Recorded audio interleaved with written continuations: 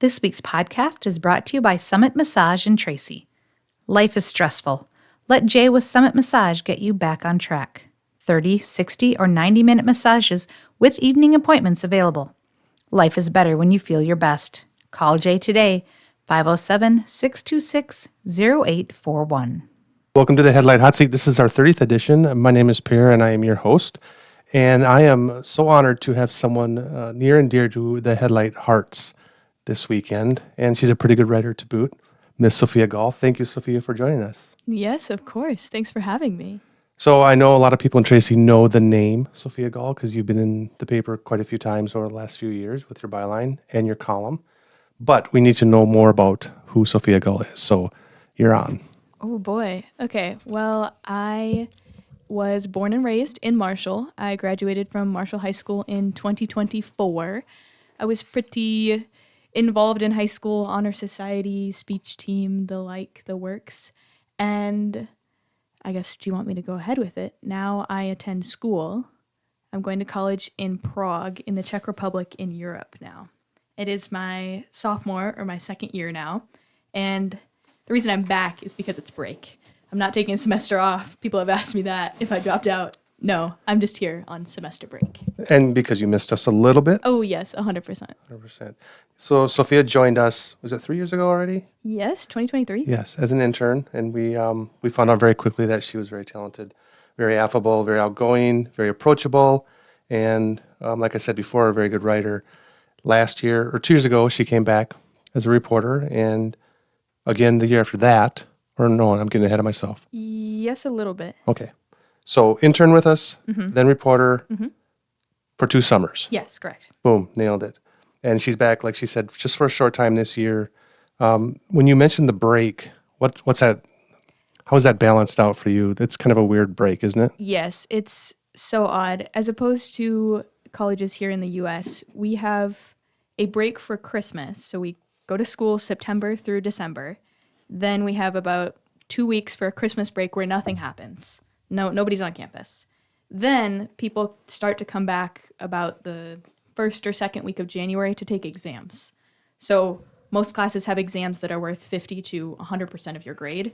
And so exam season's a pretty big deal, and you can come back and take those anytime through the middle of January to the middle of February. So Okay. I decided to take mine all in 1 week and then fly home for a month. Some people are still taking them right now. You can kind of space them out however you want. There are multiple exam dates per class, which, again, is a difference from colleges here. But I just decided to have them all quick so that I could come home for as long as possible. Can you take them online, or is this all All in person. on first? Did they do online anything over there like we do here? Not near as much. Okay. So basically, pretty much anytime she's around Marshall and Tracy, she's working for us. I want to ask you about your experience at the Headlight. Now, I want you to answer this not as someone who works for me and Tara, but just your experiences in general. You've done a lot of kind of kooky things, calling bingo at boxcar days and stuff like that. And you're a small town girl. I know Marshall's bigger than Tracy, but we're really small town here. Summarize the last few years of your internship / reportership. I just made up a word. That's a good question. Do you want to know like my experience or the people in the community? Your experience. Okay. From the people, the people you've met, the things you've done, the stories you've written, stuff like that. I would say it's interesting how people have taken me more seriously over the years, the more that I've gotten used to the community and the community's gotten used to me. And also as my experience as a writer grows and a reporter, now I know what questions to ask, how to get people more comfortable, that sort of thing. And I definitely see a difference in myself in 2023, 3 years ago versus now. And obviously that's due to growing up and natural things like that, but also coming back each year and having that continuity and saying that I know people in the community and now I know what people are referencing. I think there's so many niche references in small communities like this, or even just everybody knows everybody, that sort of thing. At the beginning, somebody would mention a name. I just kind of have to nod and smile. And now I can genuinely say, I had an interview yesterday where the guy mentioned his granddaughter. Oh, and I knew who that was. And I know who this person was. Like I can connect the dots now, and that helps me relate a lot more. Yeah, you're kind of one of us now. You're Not not. quite, but We'll, I'm getting there. we're working on that. Yeah. We'll see what happens in the future. So the city of Marshall obviously has a university, Southwest Minnesota State University, and a ton of Marshall kids who graduate from high school there go there, True. just across the highway. Some kids choose to spread their wings and go out east, go out west, go south. You took that to the extreme. Talk to me about the decision process, starting with, you have different choices. Did you have to narrow it down, and how you zeroed it on Prague? Well, I'm going to preface this with the fact that I'm very grateful to have grown up in Marshall. I don't hate the city, the town. I wasn't running away from anything. I loved growing up there. And my parents, both at one point, but my dad currently works at Southwest State in Marshall. And so I'd been on campus a lot, especially for events. The high school football games are also across the road there. I felt like I knew it too well to go. And I didn't even look. I just said, I'm not going to go to SMSU. I think that's why a lot of Marshall kids don't go to SMSU. Yeah. Because they know the town too much. I grew up in Tracy. I went to SMSU. Tara went to SMSU. She's from RTR. So that familiarity is kind of cool, but it wasn't it for you, was it? And so I looked at other Min-State schools like Mankato and Winona, and then I went to look at the U of M in the Twin Cities. And I didn't feel that feeling that people say, like, oh, well, when you're on campus, you know. You're going to get a feeling this is where you're supposed to be. And I know that a lot of people also don't experience that. But that kind of made me worried. I was like, well, if I'm going to spend all this money. It's a big decision. It's 4 or 5 years of your life. Exactly. And tuition and room and board aren't cheap. So I said, you know what, maybe let me look elsewhere. So I started looking other places in the States and kind of ran into that same roadblock, is that tuition was super expensive. Okay. Scholarships can only do so much. And I don't know 100% what I want to do. So it wasn't like, well, I know I'm going to make enough money. Like, I know I'm going to be a doctor. I'll make enough money to pay it off. Right. I don't have that security blanket. So I started looking a little bit further, and I eventually found my program, which is called PPE. It's Politics, Philosophy, and Economics. And when I found that program, I realized that was what I wanted to do, but a lot of schools don't have it. So it actually narrowed down my options quite a bit, which is a good thing. They don't, what do you mean they don't? That strikes me as a little bit peculiar. You couldn't find your major Yeah. anywhere. Well, not anywhere, but in the States. Yes, there's a couple schools that have it, and Mankato has a similar program. That's actually where I learned about it first. It's not exactly the same thing, but similar when I went to tour there. And I was like, oh, that sounds like a perfect major for me. But I didn't want to go to Mankato. So then the U didn't have anything similar. I looked farther afield. Nothing was quite right. And PPE is actually an Oxford invention. So I did look at Oxford and then quickly decided that was also not for me. The acceptance rate, a little too small for comfort. It's a little daunting, isn't it? Yeah. So, okay, keep going now. Here comes, what's the university called? It's called Charles University. Charles, in Prague. Yes. Okay. And it's the flagship university of the country, pretty much. Oh. Prague is the capital city. Charles University was established in 1348, I believe. Okay. 1340 something. Okay. And Close enough. Yeah, by King Charles. And they had this program, which only a few other universities had. It's modeled after Oxford's program. The founding professor is a graduate of the program at Oxford, so he knows what they'd learned there. And it's actually the only university abroad that I applied to. Okay. So how did it come up? You're knocking schools off your radar, but how did this pop on your radar? Did you Google it? Pretty much. Yeah, I okay. Googled PPE Europe. Okay. 'Cause that's where I was looking. And then from the schools that had a PPE program, I ranked them by tuition price and also percentage of the population that spoke English as a second language. Nice. That's And important. Yes, it is.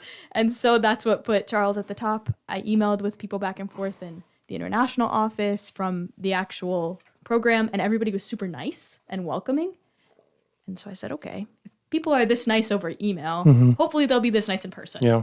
But that's a risk too. Yeah. Isn't it? Because you're not, when you buy a car, you kick the tires, metaphorically speaking, and you get to look at it, maybe drive it. And you didn't test drive this college, did you? Nope. That was a little worrying. And the fact that European campuses are more spread out too. Like here in the States, everything's on one campus usually. Or in the Twin Cities, you've got two separate campuses, Yeah, but still they're close. very self-contained. That's not the case in Europe at all. So my dorm was 40 minutes away from one building, and then my economics classes were in another building. So everything is spread out across the whole city. Oh, Yeah. I'm going to catch you off guard here. What's the population? How big of a city are we talking about? 1.3 million. You're kidding. So the metro area here is about 3 million. I'm trying to envision this campus, and I can't even come up with a... Yeah. Yeah, where I take most of my classes is one building, and they're separated into faculties. Like if you think of the University of Minnesota, they have different colleges, like College of Engineering, College of Liberal Arts. Yeah. We have the same thing. It's just called faculties. So my faculty is the Faculty of Social Sciences, and most of those classes are in one building, which is nice. However, some of my economics classes are at the Institute of Economics building, which is all the way across town. So, yeah, no semblance of a campus. And that's why I asked about the population, because when you say all the way across town, we're talking a bus ride over there, or you don't walk? I do walk. You do quite walk. A bit. No, but No, but you couldn't walk. you can't walk across. to your Yeah, class. true. That's what I'm saying. Yep. Okay. Yeah, you're right. Oh boy, shuttle bus. So describe PPE for us. It's way over my head. I already know that. I'm conceding that, but just give me a PPE 101 rundown. PPE 101. First of all, everyone's international. There's a couple people who are Czech from Prague originally, or the country in general, but most people are from across Europe, North America, South America, and Asia mostly. So we learn about global politics. We learn about political theory. We also have a philosophy class every semester, whether that's classic philosophy, more political philosophy. This semester I'm taking ethics. Then economics kind of weaves in the, people like to say, the more employable part of PPE. So you could take the public finance route or more business and that sort of economics. That's unfortunately not what I'm interested in. No. But It comes with the package. Exactly. So, You get a little bit of everything. So you mentioned it's the global aspect of this. Do you have a lot of friends over there who are from the States? One. Yep. Where's she from? He from? He's from Dallas, Texas. Okay.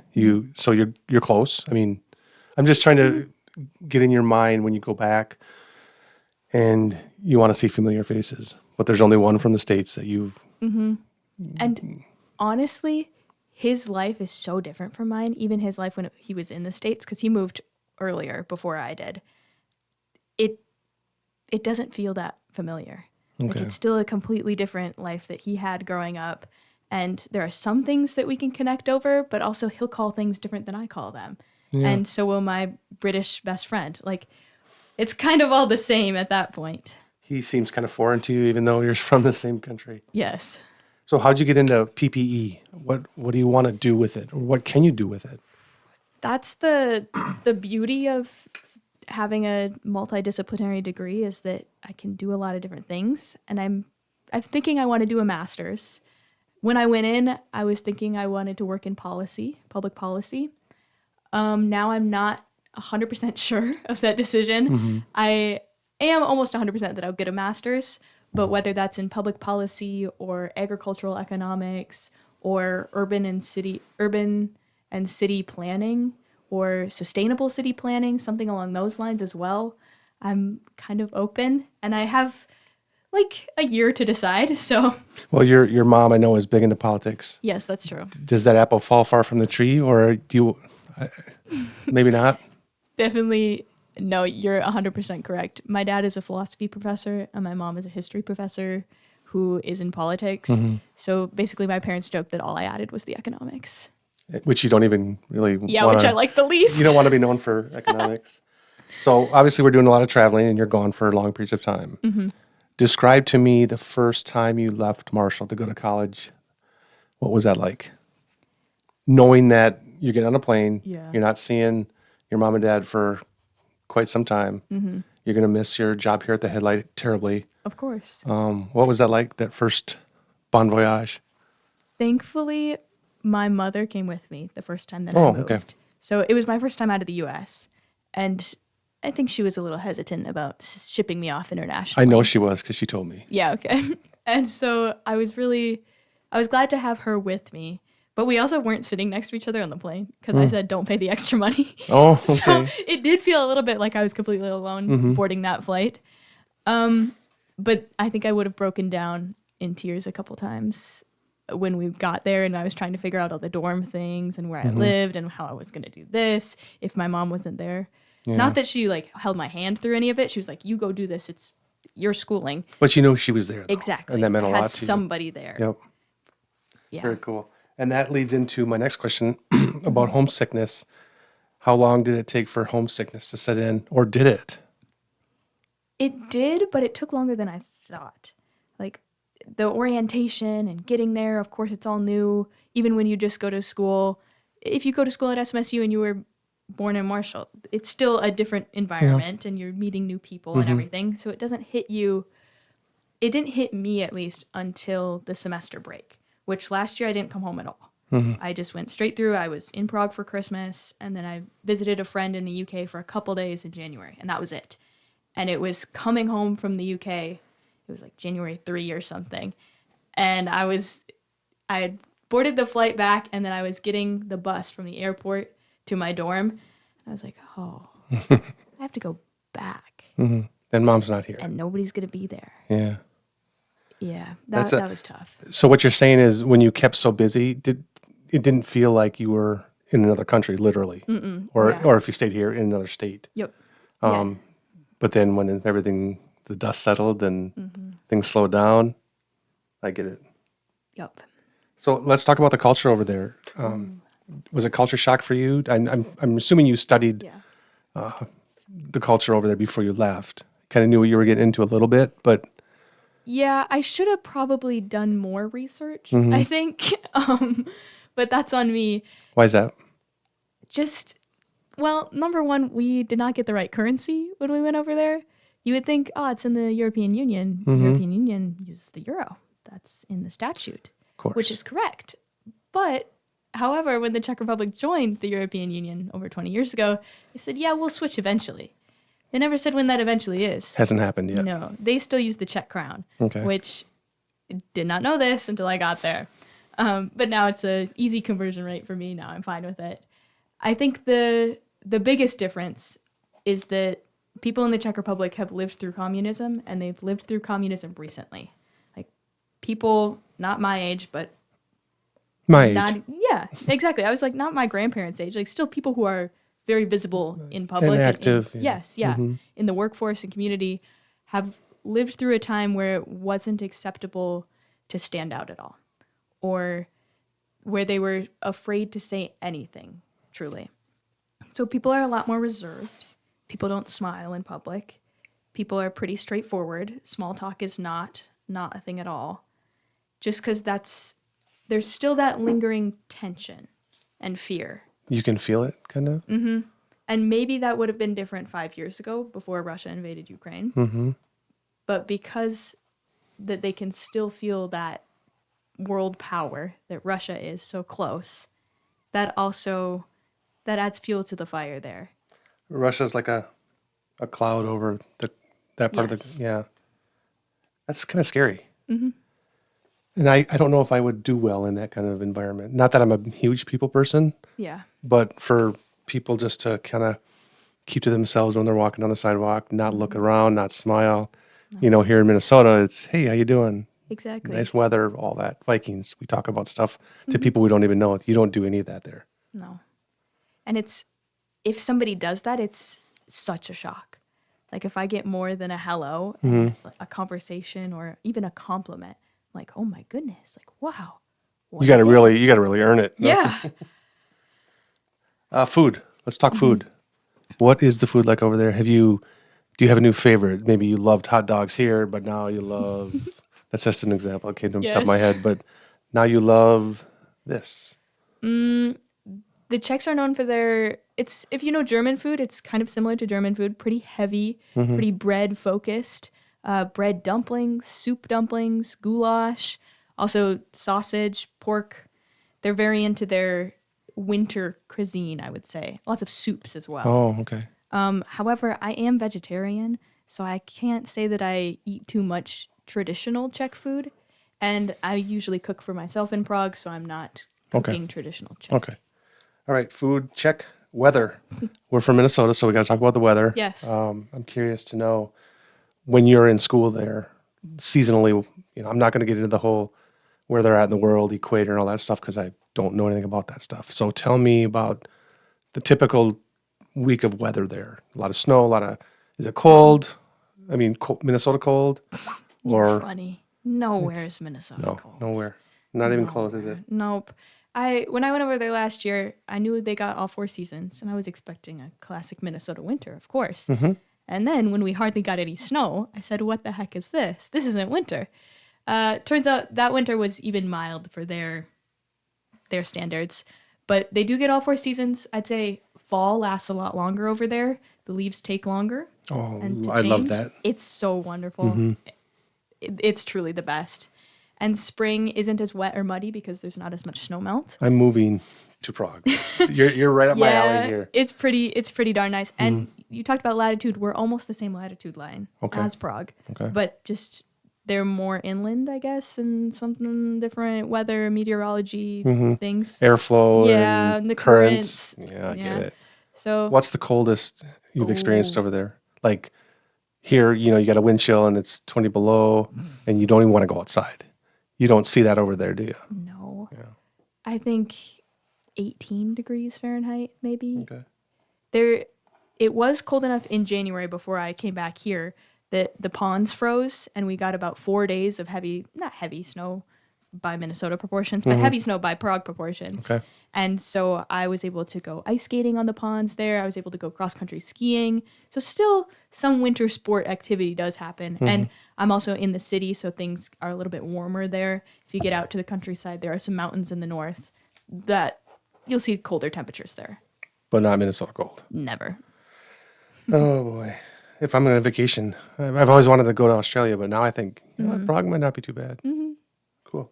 So what have you missed most when you're over there besides reporting for the Tracy Area Headlight Herald? And besides, family and friends. Oh, yeah, well. Which the Headlight is included. Thank you. But Yes. that's a given. I mean, Yes, I miss yeah. mom and dad. I get that. Yeah. But let's dig a little deeper on that. And do you miss the food? Do you miss... Yeah, I'm not sure getting into Sophie's head here, Yeah. which I've tried to do before, but I can't do it. She's over my head big time. So let me listen to what you miss about Minnesota. The number one thing is probably the convenience. So, and that comes a little bit with the culture shock. But here, you can go to Walmart and get everything from the groceries to the toilet paper to clothes. Car batteries, tomatoes. Yep, tires. Right. It's all in one place. And you know that it's all in one place. Like, if I need one-stop this, shopping. I'm going to go here. Yeah. A to B. There, at the beginning, I didn't know where to get things because not everything is at the grocery store. Groceries are at the grocery store. And if you want hair products, you have to go somewhere else. And if you want tires, I don't even know where to get tires. I'm not doing that. No, you don't have to worry about that. The initial knowledge of just where things are, I didn't have that last year. And now that I do have that, now I know where to go to get hair products versus to the grocery store. Or electronics, that's a separate store as well. Even now that I know you have to make so many more stops. Right. The convenience of having it all in one place is not a thing over there.